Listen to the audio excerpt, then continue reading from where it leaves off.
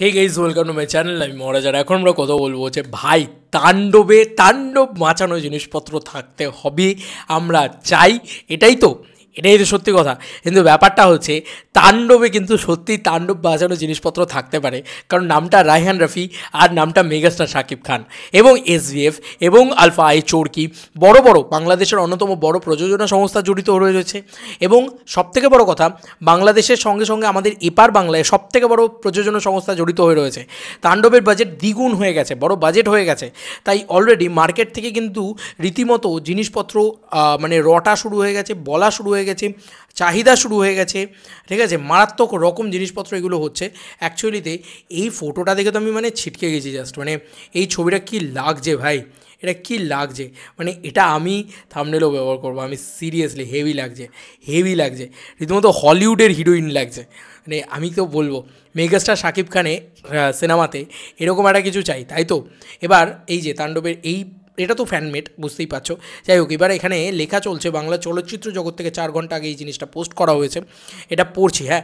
ব্যাপারটা কি লেখা হয়েছে বরবাদ চলছে, তবে বরবাদের পরই কুরবানি ঈদে আসছে তাণ্ডব নিয়ে অনেক গুঞ্জন আছে, তবে আমি এখন তাণ্ডবের গান নিয়ে কথা বলবো। তাণ্ডব যেহেতু বড় বাজেটে নির্মিত হচ্ছে, সেহেতু এই মুভির আইটেম গানেও বিশাল চমক হিসেবে নোরা ফাতেহিকে দেখতে চাই। একদিকে নোরা ফাতেহির কাছে তেমন কোনো বড় কাজ নাই, কারণ নোরার কাজগুলো তামান্না ছিনিয়ে নিচ্ছে।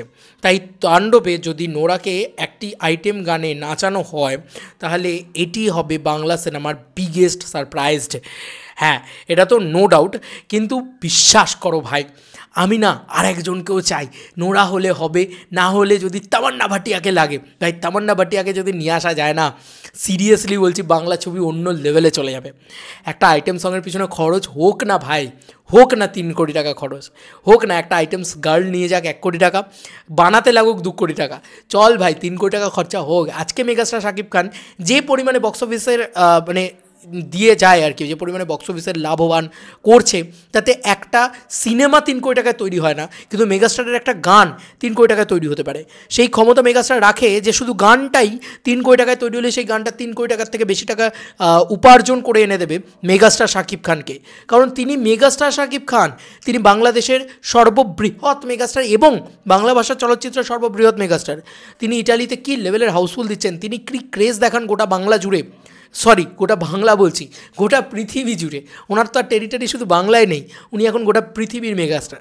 তাই প্লিজ এই আবেদনটা না শুধু সাকিবিয়ানরা করলে হবে না, সিনেপ্রেমী প্রত্যেকটা জনগণ বলো যে তাণ্ডবে আমরা বড় কিছু চাই, হ্যাঁ। আমরা তাণ্ডবের গানে একটা আইটেম গার্ল, একটা মারাত্মক লেভেলের আইটেম গার্ল চাই, যাকে দেখলে আমরা তামান্না বা নোরা ফাতেহি এরকম ধরনের জিনিসপত্র চাই।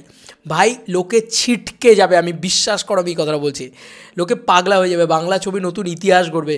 রায়হান রাফি এটা করুক, ঠিক আছে, এটা বিগ বস। এর আগেও আমরা নানান রকম মানে তাণ্ডব নিয়ে শুনেছি, কোয়েল মল্লিকের থাকা শুনেছি, তামান্না ভাটিয়ার আইটেম সং, না শ্রীলীলার আইটেম সং শুনেছি, শ্রীলীলার কথা আমরা শুনেছিলাম, মনে করে দেখো শ্রীলীলার কথা কিন্তু উঠেছিল, তো শ্রীলীলার কথা আমরা শুনেছি।